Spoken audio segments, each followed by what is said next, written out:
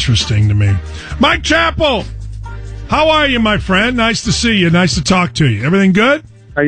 I'm alive and upright, so it's a good day. Yeah. Hey, do you think that the Colts, I just saw this the other day. It said the AFC South is now the toughest division in football. Do you buy that going into the season? I mean, obviously we'll see who gets injured, that kind of stuff. But do you buy that going into the year? Maybe the most balanced. A lot depends on how much of an improvement is Nick Foles over Blake Bortles. You and I talked, and I think Jacksonville is such a dysfunctional group. We'll see. But I look at this, and I project everybody, the worst team being 7-9 maybe. So I think it's the best in the league. I don't know. But I think it's the most balanced, which means don't expect somebody to go 6-0 just because they're the favorite. But I like the division, I really do. But I'm still in that thing where I need to see Jacksonville prove it, because too many times they've sort of soiled the bed when people thought they were pretty good. Yeah, you know who I'm like that with? I'm like that with Cleveland. I just remember, that's probably 10 years ago. Remember Cleveland with Derek Anderson was on the cover of Sports Illustrated, Monday Night Football, all that. I'm that way with Cleveland. I'm a little leery when you're the flavor of the month or the Yes. summer. Now, having said that, it's Cleveland and then the Colts. The Colts are almost everybody's number 2 darling going into the season, which makes them a little nervous. How do they respond to it?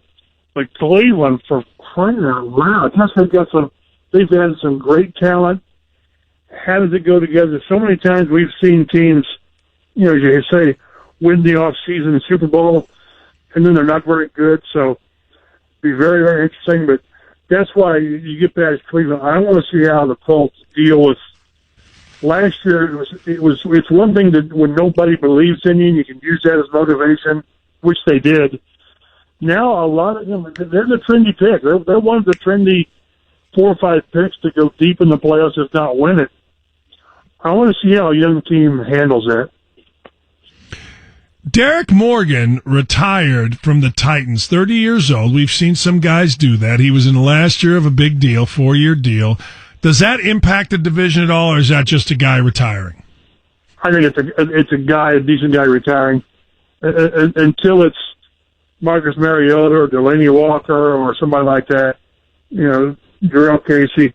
I try not to dismiss players who are solid players, but as we've talked about, this league's about 2 or 3, 4 positions, and guys, players at those positions.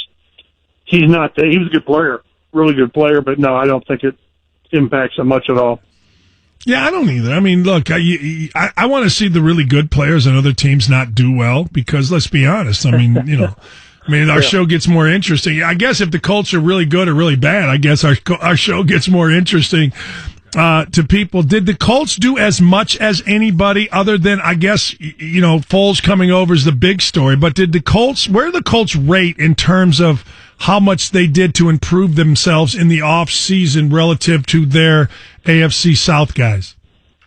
Well, again, you're comparing, Foles, when you're talking quarterback, it takes it to another level, but and again, we've talked, if Justin Houston does what they want him to do, 9, 10 sacks and play 12, 13 games and be the guy I wrote about earlier in the week about they haven't had a presence since Mathis had his 19.5 sacks. And when you don't have a guy that people care about, I'm talking offensive coordinator, when they don't game plan for you, who have you game plan for with his team? Defense, Darius Leonard, I guess, but that he was a rookie last year. Now they may, but you need those players that people pay attention to. I like what they did. I like their draft. Funchess, can they do to him what they did with Ebron? And their careers were very, very similar as far as they were okay, but they didn't really emerge. So if they can get out of Funchess and then with this draft class, I really, really like it. And the main thing that, and again, we've talked about, the main thing I like is there's no glaring holes. There's no, holy smokes, why didn't they do this? You brought up a good point, a really good point last week. I'll give you credit when you occasionally bring up this point. But the one area that concerns me is backup left tackle. But every other position, though, I like the way their depth is aligned. Now, if you have injuries at one spot where you lose 3 wide receivers or 3 corners or 3 linemen, offensive linemen, then you're screwed because you can only guard against so much. But I like it when you're not overly concerned with how are they going to get by with this group at a position. They're deep at running back. They're deep on the offensive line. They're deep on the defensive line. You know, you maybe have some concern in the secondary with safeties where guys have injury histories, and you get past maybe Quincy Wilson and Desir and Kenny Moore in the second at corner. You're concerned, but again, I mentioned and I do believe it that this is the best roster since '09, which that's 10 years. So I just, barring injury, I like where this team is. I'm curious how Houston comes together, if they ever do. They've really squandered some really, really elite years by J.J. Watt by not doing more than they've done. And Foles is going to see that he doesn't have quite the talent, offensive talent in Jacksonville as he did in Philly. And when Leonard Fournette is your main player, how do you depend on Leonard Fournette? He's a knucklehead too. So I just like where the Colts sit here in the middle of July. Things can change in a month. I like how they sit right now. Marcus Mariota, Mike Chappell joins 4 Winds Lakeside in Marine Hotline, was given a much wider leash than Blake Bortles was, even from the time they were drafted. Sure.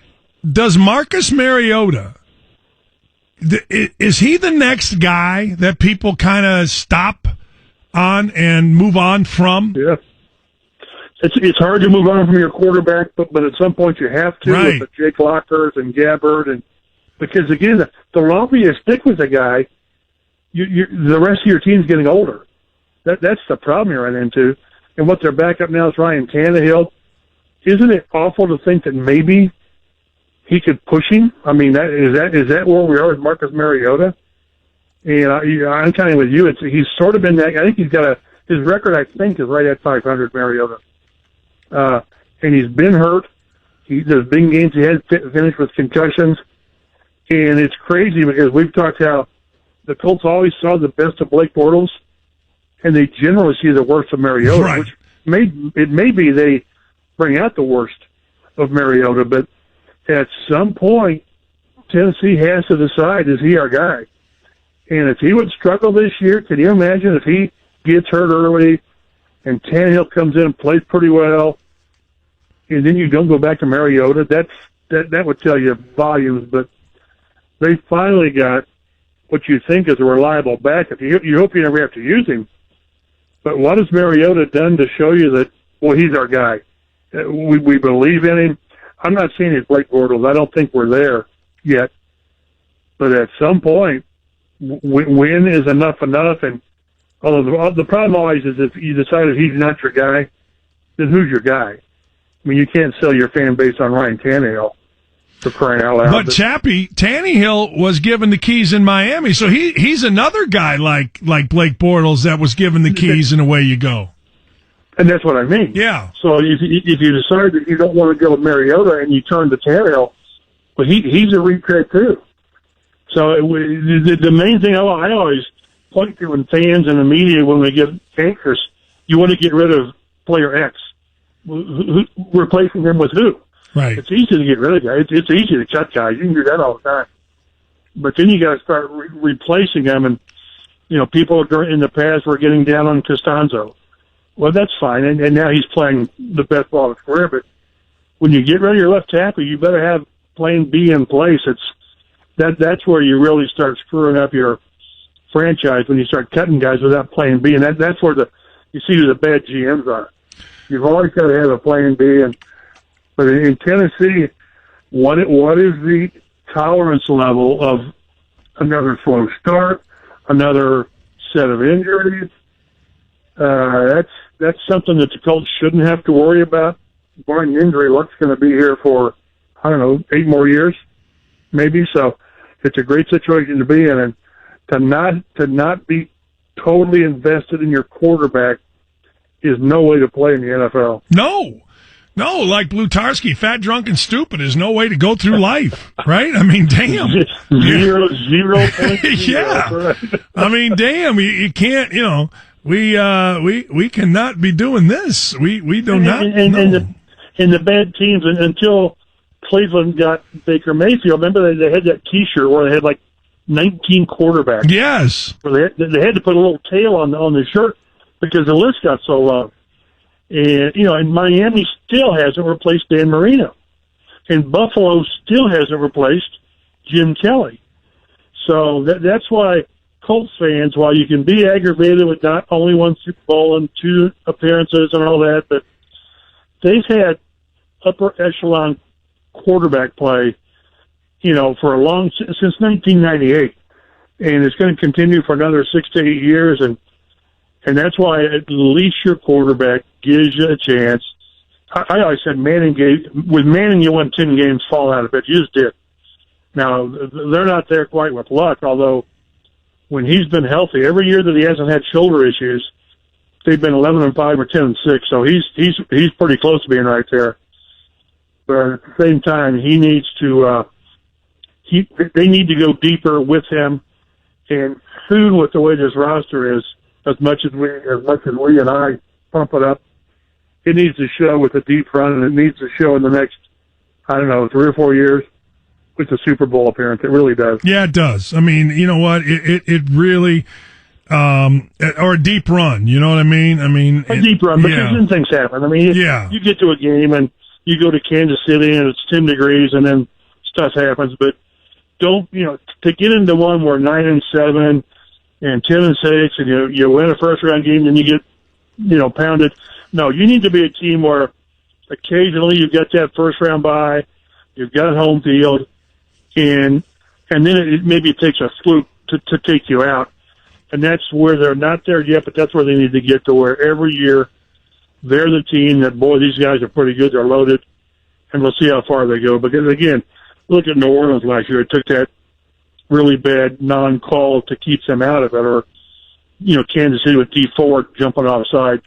So you just never know, but you've got to put yourself into position to be there to contend for the Super Bowl, and this team is right close to being there. Yeah, I say it all the time. If you get in position enough, eventually you're going to break through. I mean, you simply are, but you've got to put yourself in position, which again the Manning Colts did. We could argue they should have gotten there more or whatever else, and I can argue why they didn't get there in certain years. But 2005 was their best team in my mind that they had.